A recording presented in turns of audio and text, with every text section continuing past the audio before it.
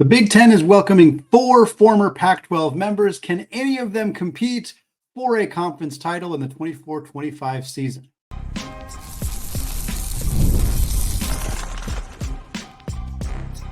You are Locked On College Basketball, part of the Locked On Podcast Network.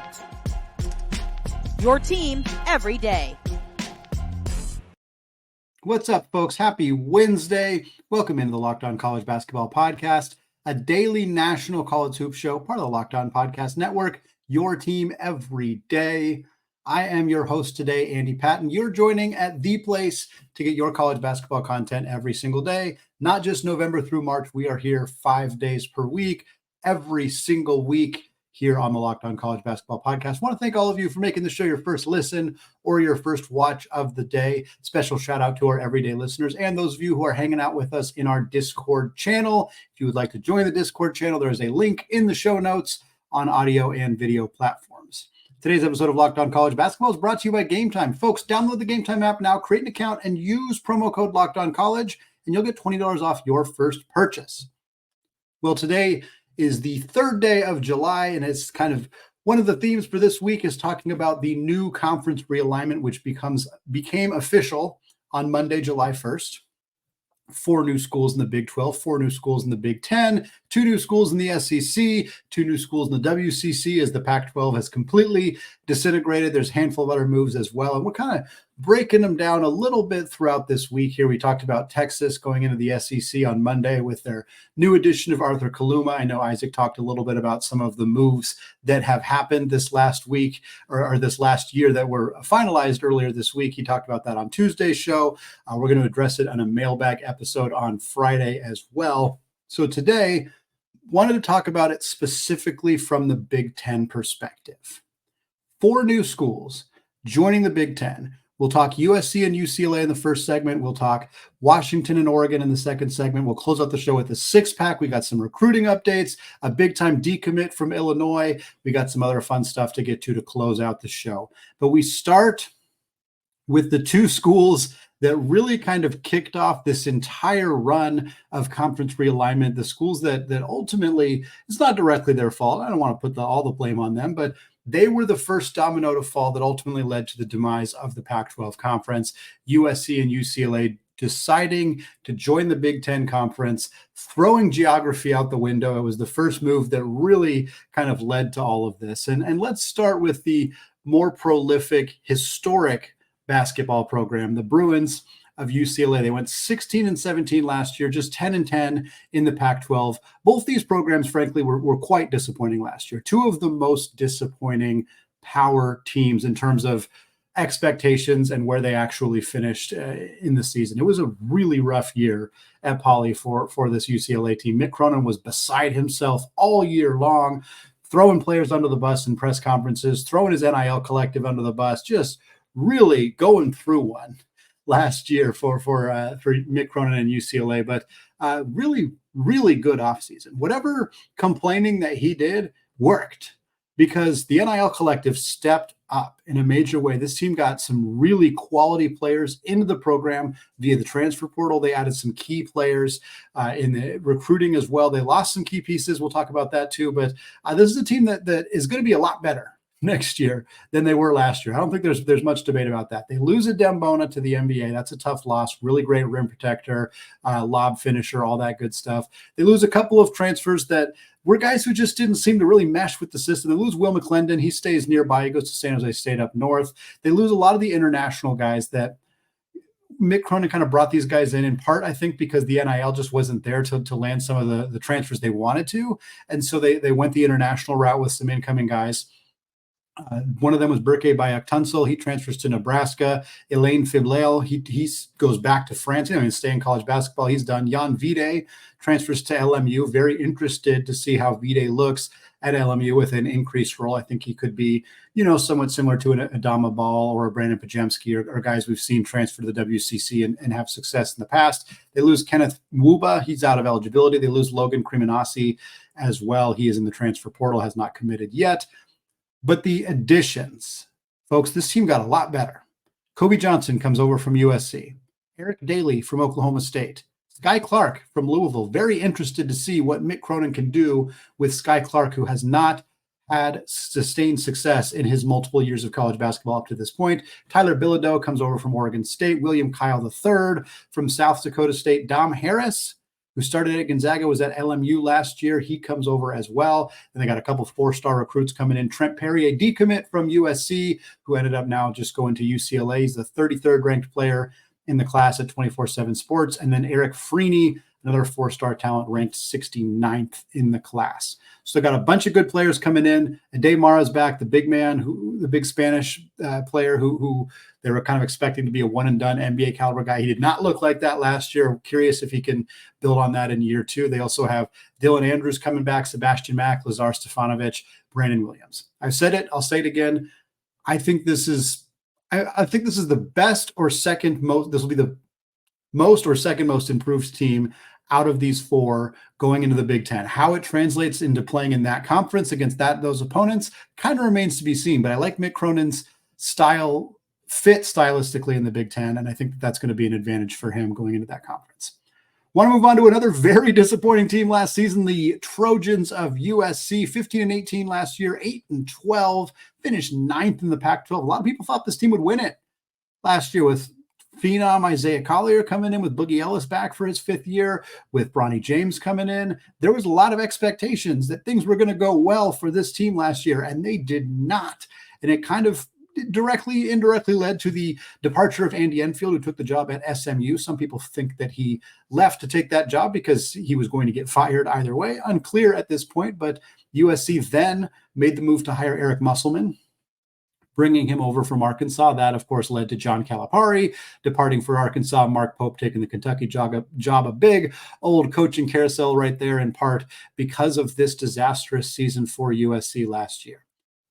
Eric Musselman comes in, so we know that there's a ton of talent in, ton of talent out. That's how it goes. He's a transfer portal machine. This team lost Boogie Ellis to the pros. Isaiah Collier is gone. We mentioned Kobe Johnson transferring to UCLA. DJ Rodman's gone. Vincent Iwuchukwu's gone. Bronny James, Kijani Wright, Arrington Page. Most players are gone. That's the easiest way to do it. Most players are gone. But they also have a very solid group of transfers coming in. Desmond Claude from Xavier. I think he's really, really good. And I'm sad for Xavier that they lose him, but I really think that this is a nice piece for Muss to have at USC. They get Chibuzo Ugbo from Boise State, one of the best players on that Broncos team. Matt Noling from Yale. Josh Cohen from UMass, two really good 3-4 hybrid types from the mid-major ranks. Kevin Patton from San Diego was one of the best defenders in the entire country last year. He flew way under the radar. That's a really nice addition for this team. Wesley Yates was a top 40 prospect in last year's recruiting class. He did not play last year at Washington, but now he ends up at USC. Very excited to see what he can do there. Handful of other guys coming in. They also got 2 4-star freshmen, both top 75 players in that class. Not a lot of returning talent, and that's what I'm very curious about, because Eric Musselman has proven that he can win with rosters that haven't played a lot of minutes together. A couple of years ago, that Arkansas roster with a ton of talented freshmen, with Jordan Walsh, with Anthony Black, with Nick Smith Jr., that team was really good. And they did it without a ton of continuity. But last year, bringing in a whole bunch of players in the transfer portal was a complete and total disaster for Arkansas. It sounds like there was some stuff going on behind the scenes. How much of that Musselman was involved with, aware of, etc., it's hard to know. But there was issues last year in Fayetteville. There's no doubt about that. Muss departs. He clears himself of that. Arkansas clears themselves of every player on the roster except Trevin Brazile, who decides to come back. So they are cleared out there. But it's fair to wonder if seeing a roster that is just a hodgepodge of a bunch of players from a bunch of different programs is going to work. We spoke to Evan Miyakawa recently on the show about the best way to construct a roster in the modern era of college basketball, and getting good players is number one, which I would say check here. A lot of very talented players on this roster, but having some continuity is a part of it too. And it's not Muss's fault that there's not continuity on this USC roster. He inherited a roster where most of the players had already entered the transfer portal, so he had to build from scratch. But I'm not super optimistic that this is going to be a super fluid, productive season. Although I do think Muss is going to eventually get the bus going in the right direction for the Trojans. I'm just not super optimistic that this upcoming season is going to be very good for USC, although they have a lot of talent on this roster. We're going to move on to talk about the other two Pacific Northwest schools going over the Big Ten, Oregon and Washington. And the Ducks, they have 3 sophomore stars returning for Dana Altman's team. Is that enough for them to finish near the top of the Big Ten standings? We're going to talk about that in just a second.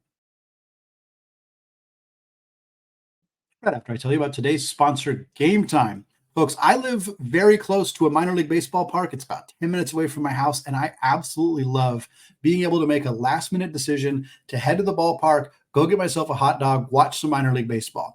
And one of the things I love about that is using Gametime, because Gametime's prices on the app actually go down the closer it gets to first pitch. So with killer last-minute deals, all-in prices, views from your seat, and Gametime's lowest price guarantee, Gametime takes the guesswork out of buying tickets.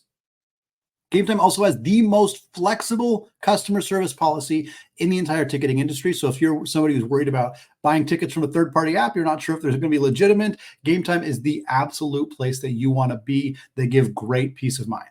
So download the Gametime app now, create an account, and use code LOCKEDONCollege for $20 off your first purchase. Look, 2 tickets to the Hillsborough Hops, about $25. You can go for $5 if you use code LOCKEDONCollege for $20 off. Terms do apply. Again, download the app today. Last minute tickets, lowest price, guaranteed. All right, folks, segment 2, still Andy Patton, still Locked On College Basketball Podcast, and we're still talking about the 4 new teams that are joining the Big Ten Conference for the 24-25 college basketball season. We talked about the 2 Southern California schools in USC and UCLA. Now I want to talk about the 2 schools from the Pacific Northwest who are joining the Big Ten this upcoming season. We'll start with Dana Altman and the Ducks, who went 24-12 last year, 12-8, which was good enough to finish 4th in the Pac-12 conference last year. This team made the NCAA tournament. They had not made the tournament the previous couple of years, which was surprising for Dana Altman. I think that people were starting to wonder if he was going to keep his job if he kept missing the tournament, even though Oregon hasn't had a lot of sustained NCAA tournament success in their previous history. He wiped that away with a productive season last year. They got an 11 seed in the Big Dance and upset 6-seeded South Carolina Lamont Paris's squad on the backs of Jermaine Couisnard, who was a former South Carolina Gamecock, transfers to Oregon, gets a chance to play his old school in the NCAA tournament, and drops a 40 burger on them, one of the best performances in the Big Dance last season. Oregon ultimately fell to Creighton, which was Dana Altman's old school, where he coached before Greg McDermott took over. Really nice season for the Ducks, and has been a very productive offseason. Now, they lost 2 really huge pieces in Jermaine Couisnard, who we just mentioned. He's out of eligibility. He's got going to be playing in Summer League this year. They also lose N'Faly Dante, who appealed multiple times to the NCAA to try to get an extra year of eligibility. Unfortunately, was denied multiple times, is now out of eligibility, moves on with his professional basketball career. Those are 2 tough losses for the Ducks. They also lose Kario Okenda, who transfers to SMU. Brennan Rigsby transfers to Minnesota. Mo Diawara is out of eligibility. But the keys for the Ducks are the players they're bringing in and the players they're retaining. We'll start with the guys they're bringing in. TJ Bamba comes over from Villanova. Not great at Villanova last year, but was very good at Washington State prior to that. That's a huge addition for them. They also get Raheem Moss from Toledo, Brandon Angel from Stanford, Supreme Cook is kind of their Dante replacement in the front court. He comes over from Georgetown. They also have a pair of freshmen coming in, one of them Jamari Phillips, 4-star in the top 60 for that class, and then Ibrahima Traore, a 3-star ranked just inside the top 200. But Oregon had one of the best rated freshman classes in all of college basketball last year. A class that legitimately, before the season, go find some old mock drafts from like October of 2023. You will find 2, maybe 3 of those 3 freshmen on mock drafts. And yet Oregon retains all 3 of them going into next season. Not only did all 3 of them opt not to go into the NBA draft, they're all staying with the Ducks. And one of them didn't, he was injured, is Mookie Cook. He was a highly regarded one, 6'8" forward, really had a lot of optimism and excitement coming into the year. He was injured for most of the year, so his stock has fallen, but there's still plenty of room for him to continue to grow and kind of find the skills that made him so talented coming out of high school. KJ Evans was a player a lot of people thought would stay in this draft process, despite kind of an up and down season. He was kind of asked to play a different role than I think maybe he expected to, or maybe scouts expected him to, but a guy who I think is going to have a much bigger role this upcoming season for the Ducks. And of these three players, the one that I'm very confident will be selected in the NBA draft. If it's not 25, maybe it's 26. But if you told me only one of these three guys is going to get drafted, I would put big money on it being Kwame KJ Evans. The other one is Jackson Shelstad. Jackson Shelstad was awesome last year. And the Peyton Pritchard comparisons are so apt. It's kind of remarkable. For those of you who haven't followed this, Peyton Pritchard, West Linn High School, which is a very premier high school in the state of Oregon, 4-year starter for the Oregon Ducks, of course, drafted by the Boston Celtics, just won himself an NBA championship. Jackson Shelstad, starting point guard at West Linn High School, recruited by the Oregon Ducks. He had a game-winning shot in like his 4th game with Oregon, which is really similar to something that happened to Peyton Pritchard. Like, these two guys have a really similar trajectory and are kind of on a similar path. We'll see if Jackson Shelstad lasts all 4 years at Oregon, if he hits the transfer portal, which I doubt, or if he decides to go to the NBA early. He's a bit of an undersized guard, much like Peyton Pritchard, but I think he's going to be one of the best point guards in the Big Ten next year. And if his career continues to go the way that it looks, he could be one of the best point guards in all of college basketball. To get those three guys all back, along with Nate Biddle, who's one of their kind of veteran big men, along with Jadrian Tracy, to get the class coming in with Bamba and Moss and Angel and Cook and all those guys, this is a really good team. This is a really good team. Oregon will be in my top 25 for sure when the season starts, barring injuries or anything like that. They might even be in my top 20. I'm probably going to pick this team to finish in the top 3, top 5 at least in the Big Ten. This is a really good team. I'm excited to see what Dana Altman can do with these pieces, how he puts it all together. The depth in the front court is definitely a big issue for this team, but I wouldn't be surprised if this team really turns some heads next season. Last but not least, the Washington Huskies here, 17-15 last year, 9-11 in the Pac-12. They started strong. Beat Gonzaga on their home court and in the non-conference, won some nice games in conference play. They faded down the stretch. This happens a lot under Coach Mike Hopkins, and they finally had enough. They let Mike Hopkins go after he was there for like close to a decade and really didn't have a lot of success. The Huskies have not been a particularly good men's basketball program in quite a while. But they make a big move. They hired Danny Sprinkle, who was great at Montana State, who spent 1 year at Utah State and was great there. And now he's heading over to Washington. He's going to coach the Huskies as they get into the Big Ten. This team last year was really old. They lose Keon Brooks, Severe Wheeler, Moses Wood, Paul Mulcahy, Anthony Holland. All of those guys are out of eligibility. In the modern COVID era, to have 5 guys on your roster who don't have any more eligibility, that is pretty rare. That does not happen very often. And all those guys contributed. Every one of them was a big-time piece for Mike Hopkins' team, and all of them are gone. They also lose Corin Johnson to Louisville, Braxton Mia to Nebraska, Wesley Yates to USC, we mentioned him, Noah Williams to James Madison, Nate Kalmisi to Washington State, Sam Arabiri to Utah Tech. Lots of guys departing the program. Gave Danny Sprinkle an opportunity to bring in a whole bunch of guys that he liked, that he wanted, including Great Osobor. Starred with him at Montana State. Came with him to Utah State, starred with him there, was one of the best players in the Mountain West, one of the best forwards in the entire country. Washington, Sprinkle goes to Washington and says, hey, you want to follow me? And Great says, give me $2 million and I'm there. They said, okay.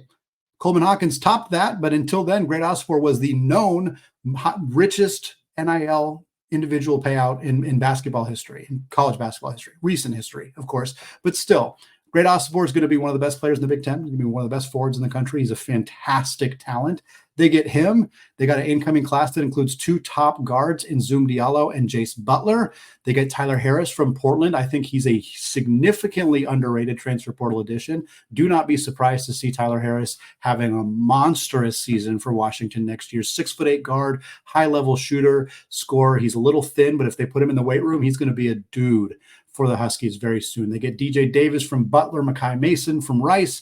This is a team that made a lot of quality additions, that made a big-time addition in the coaching room. Danny Sprinkle is a better coach than Mike Hopkins and is going to have more success for Washington. I'm still kind of cautiously optimistic. I like the moves. I think this is a better roster than last year's roster, even though I thought last year's roster was pretty good. But they're moving to the Big Ten. And I think they're going to run into some challenges. I think this will be a perfectly fine team in the Big Ten. But I think to see them start, they're going to need to continue to build. Danny's going to have to stick around. That's not something he did at his previous stops. But I am optimistic about the future of the Washington Huskies. I'm just not super sold that this team is ready to be a big-time player in that conference right away. Well, folks, we're going to close out the show with a six-pack today. We're going to be talking about Jeremiah Fears reopening his recruitment and possibly reclassifying to 2024, what that means for Illinois, what that means for the rest of the Big Ten, all that coming up in just a second.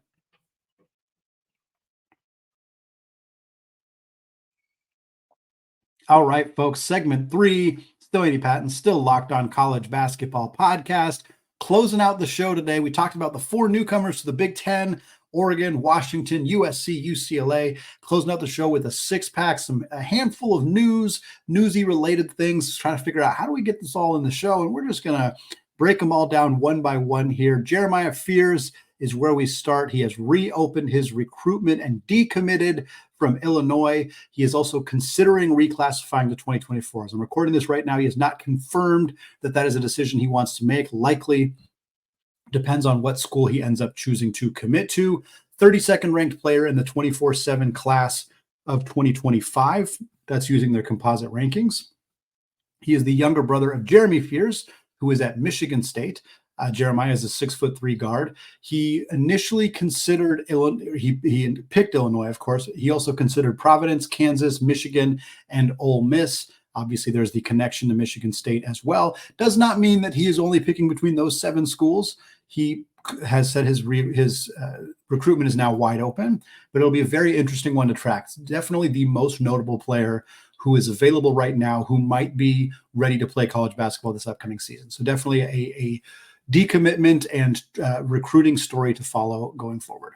Next up, a couple of 2025 prospects who have committed. Jamarion Bateman to Iowa State, 4-star combo guard in the 2025 class, ranked 54th in the class, according to 24/7 Sports, initially from Milwaukee, Wisconsin. He is the 3rd member of the 2025 recruiting class for the Cyclones of Iowa State, joining Xavier Mitchell and Makari Moore, who are ranked 132nd and 138th, respectively. So Bateman comes in pretty considerably at the top of the rankings for TJ Otzelberger's squad. Number 3, Dorian Jones to Ohio State. We're in a lot of Big Ten today. Now we're talking Ohio State. 4-star shooting guard from Cleveland, staying in state and heading over to Columbus to play for the Buckeyes. 60th ranked player in the 2025 class, and the first commit for Jake Diebler and the Buckeyes in this 2025 recruiting class, Dorian Jones. Next up, transfer. We're kind of running low on actual having transfer portal updates here, but one of the more notable players who was still in the transfer portal has finally made a commitment. That's Damari Monsanto out of Wake Forest. Monsanto has transferred to UT San Antonio. He started his career at East Tennessee State, spent 2 years there. One of them was a redshirt, played 1 season, then transferred to Wake Forest, has spent the past 3 seasons with the Demon Deacons, but he's had a series of injuries. Only played 11 games last year, averaged just 5.1 points, far and away the lowest average of his career, shot 35% from 3. But that is the story with Monsanto. When he's healthy, this dude is a lights-out three-point shooter. Career 38.2%, and that's on 6.2 attempts per game. He is a high-volume, high-efficiency three-point shooter. And now he ends up at a UTSA program that has 4 transfer portal additions from the high major ranks. Monsanto among them. He also, Primo Spears comes over from Florida State, Paul Lewis from Vanderbilt, and Jesus Caralero from Mizzou. Very interested to see how UTSA can compete next year, and if Damari Monsanto healthy, what his role could look like and what kind of three-point production he could put together. Number 5, news out of the AAC. Caleb Mills from Memphis had his appeal denied by the NCAA, much like Nafale Dante earlier. He is out of college basketball eligibility, no longer has an opportunity to play next year for the Tigers. He spent 2 years at Houston, spent 2 years at Florida State, spent last year at Memphis, so he's already completed 5 years of college basketball. But Mills was injured in early January last year for the Tigers. I think on January 4th, he went down with an injury, missed the rest of the season. He was averaging about 8 points a game, but it was very clear that his departure caused some issues for Memphis. They were 12-2 with him. They won that game that he departed. That put them at a 12-2 record through his 14 games. They went 10-8 the rest of the season. Really struggled without Caleb Mills in the mix. His veteran experience, his do-it-all versatility really hurt that Memphis squad to not have him. But the NCAA rules, a medical hardship waiver is granted if you played less than 30% of your team's games. He played about 44% of Memphis's games. His initial appeal was his initial waiver was immediately denied. The appeal, they spent a little longer looking at it, but it was always kind of a long shot that he was going to get the appeal, and that ended up being the case here. And then number 6, the final part of our 6-pack here, Kemba Walker, Cardiac Kemba, a legend for the UConn Huskies, has decided to retire. He had spent the majority of his professional career in the NBA, spent the last couple of seasons playing overseas after not getting the opportunity to stay in the NBA. He's decided to hang him up. Tremendous, prolific career for Kemba Walker, not just as an NBA player where he was an all-star, one of the best guards in the league at times, but his run with UConn is so unbelievably historic and memorable and iconic. Cardiac Kemba, the step back against Pitt to win that game. The team, they were the last team before NC State did it this year to win 5 games in 5 days to make the NCAA tournament. UConn rattled off a bunch of wins to get into the tournament as the automatic qualifier, had a tremendous run all the way to the national championship, taking home a trophy for the Huskies.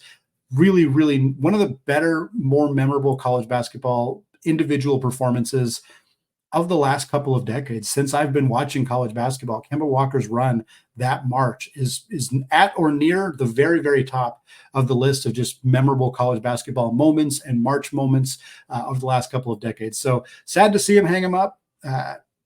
Huge congrats to him. Huge congrats to the UConn Huskies for a tremendous career that he put together professionally and in college, and hoping we see other stories like this continue to develop. It's the best part of college basketball is getting to see. It's not like he was unknown. Don't get me wrong, but seeing guys emerge in March, seeing the rest of the sports world who doesn't watch regular season college basketball catch up and see these guys and see these runs and see these storylines develop is an absolute blast in college basketball. And Kemba Walker reminds all of us how fantastic those runs can be and how much they can cement a legacy for a player as he hangs them up here about 13 years later. It's going to wrap it up for me today here on the Locked On College Basketball Podcast. Leaf and I will be back on Thursday talking about the 2025 draft, some incoming freshmen to keep an eye on, some returners to college basketball to keep an eye on as well. And then Isaac and I will be back on Friday talking mailbag. We got a lot of fantastic questions to answer for you all on that show, so check that one out as well. Thanks again for listening, and until next time, as always, peace out.